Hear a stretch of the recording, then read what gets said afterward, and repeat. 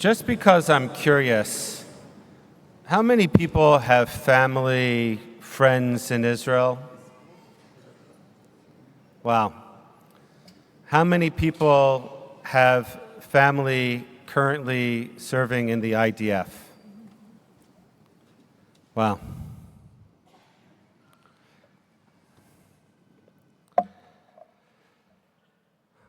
One of the most perplexing pieces of the Yom Kippur liturgy is the recitation of the martyrology, Escara, which recalls the 10 sages who were murdered by the Romans after the Bar Kokhba revolt of 132 to 135 CE.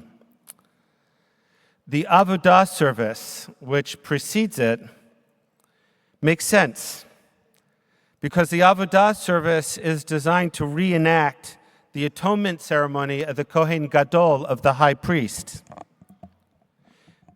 What purpose does the recollection of suffering serve on a day devoted to atonement and renewal on our holiest day of the year? The inclusion of Escara of the martyrology is even more puzzling when we realize that it was not introduced into the service until the Crusades, centuries after the events it commemorates. Why does Escara, the recitation of the martyrology, then appear in Yom Kippur?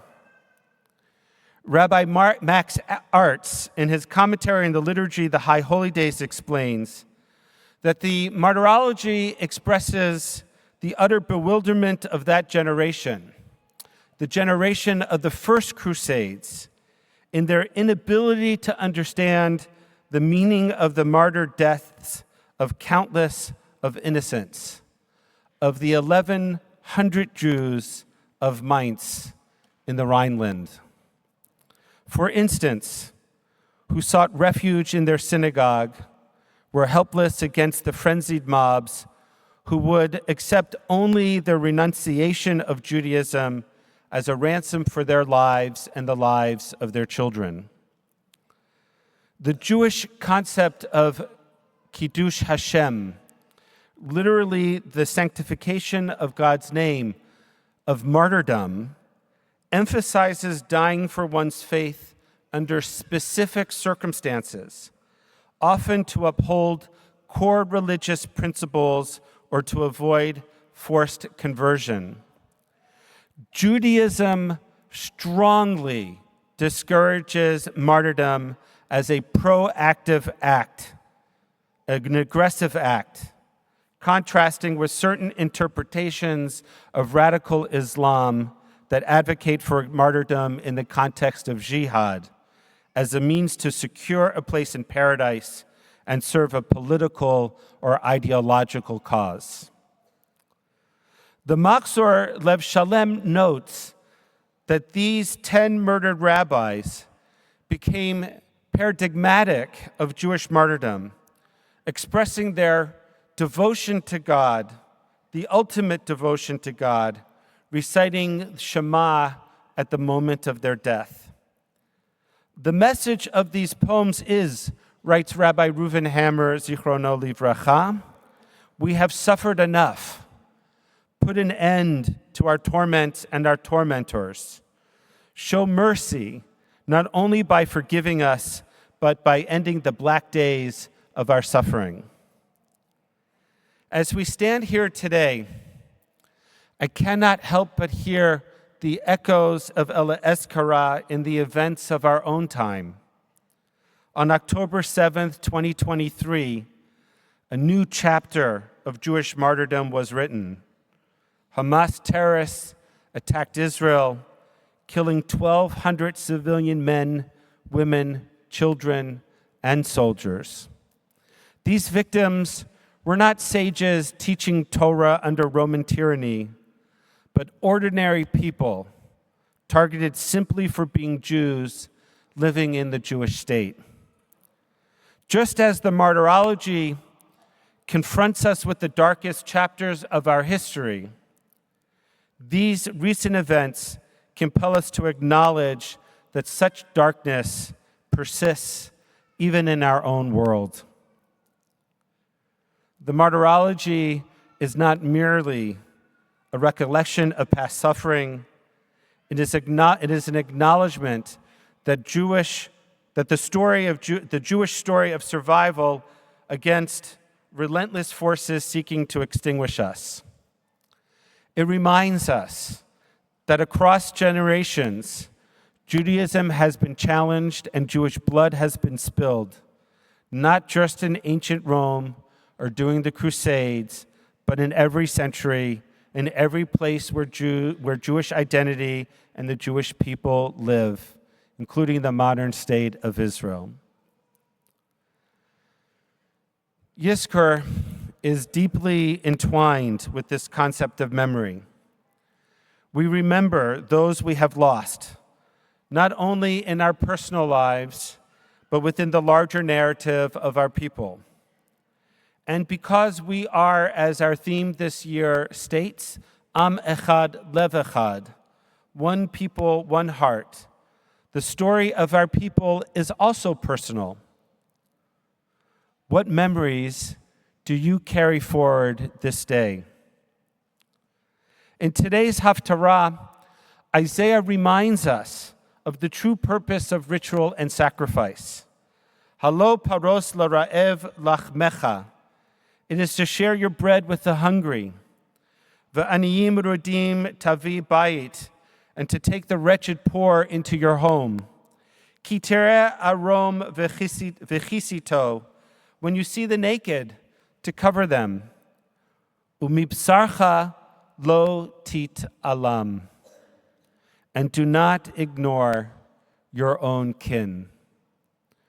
Rashi interprets the word umibasarcha, your kin, as referring to our people, not just our family. In doing so, he instructs us not to focus on ourselves and our own flesh, but rather to be concerned for Am Yisrael, for the people of Israel. On this Yom Kippur, as we remember our family who perished on October 7th, we fulfill Isaiah's call. Their memories become a call to action, reminding us of our responsibility to our people. Each name we speak, each memory we invoke, connects us with the enduring strength of our people. The Zohar teaches that when the righteous leave this world, they do not depart but remain in our midst. In honor of Yizkor, I have written a modern martyrology, recounting the stories of 3 lives tragically lost on October 7th, whose legacies now live on within us. Ella Escara. These do I remember. I remember Miriam, a mother who, like the 10 martyrs of old, was torn from her children by forces of evil. We recall how Rabbi Akiva was tortured and murdered for his faith, his flesh torn from his body. In Miriam's story, we hear traces of the same cruelty as she tried to shield her 2 young children from the terrorists who burst into her home. Her love for her children and her determination to defend them and protect them even as death approached mirrors the unshakable courage of the martyrs who clung to their faith even as their lives were taken from them. Ella Escara, these do I remember. We remember Shira, an artist who, like the martyrs in the Ella Escara, was taken captive and tortured. Her creativity, her vision for a peaceful world, brutally destroyed by the hands of those who did not care for dreams or for the sacredness of life. Shira's story mirrors that of Rabbi Hanania ben Teradion, who was burned alive with the Torah scroll wrapped around him. Just as Rabbi Hanina's lips continued to recite words of Torah, even as the flames consumed him, Shira's spirit remained unbroken in her captivity. She clung to her vision of a better world, even in the face of darkness, just as our martyrs clung to their faith in the face of death. Ella Escara, these do I remember.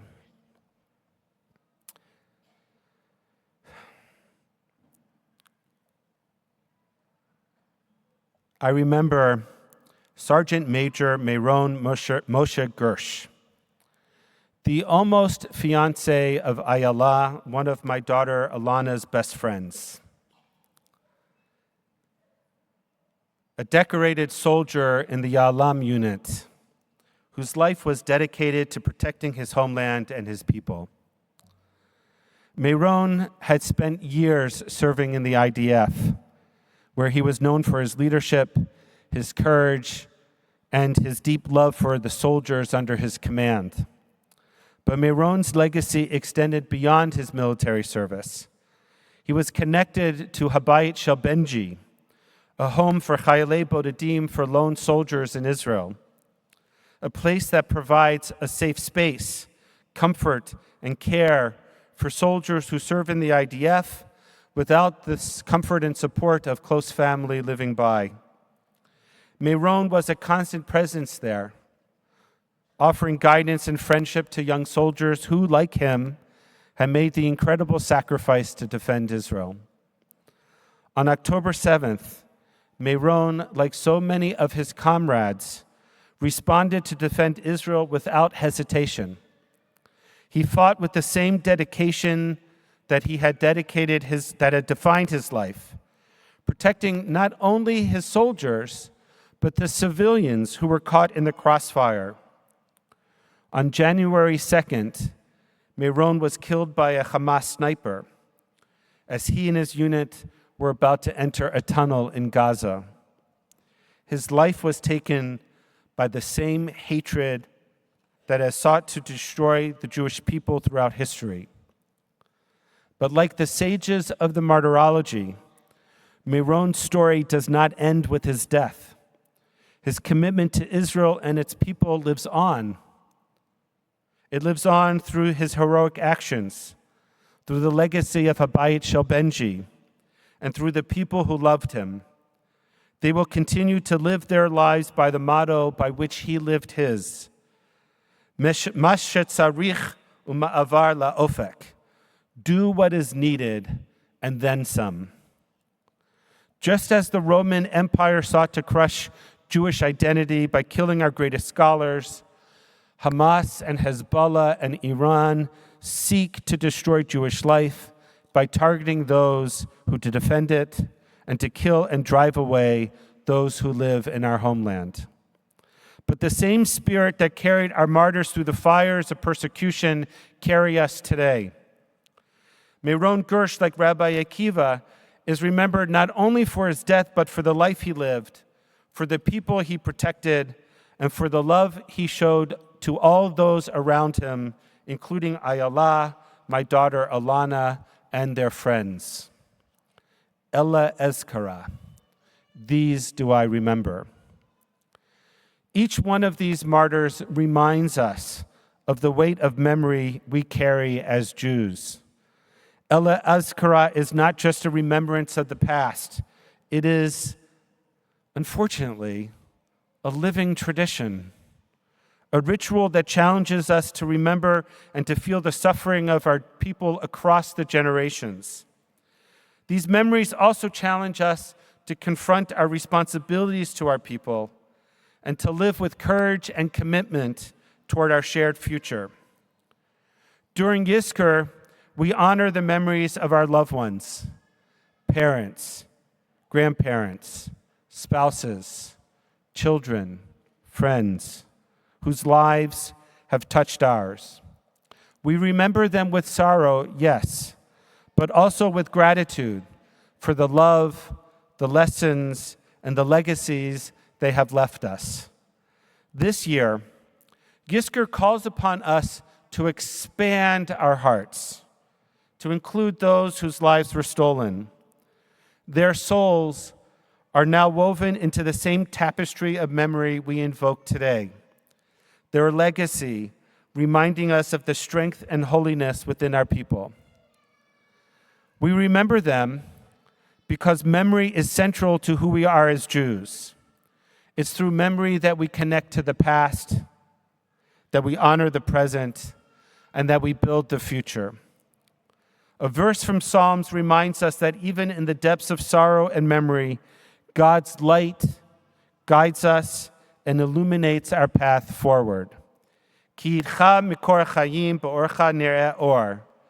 For with you, God, is the source of life.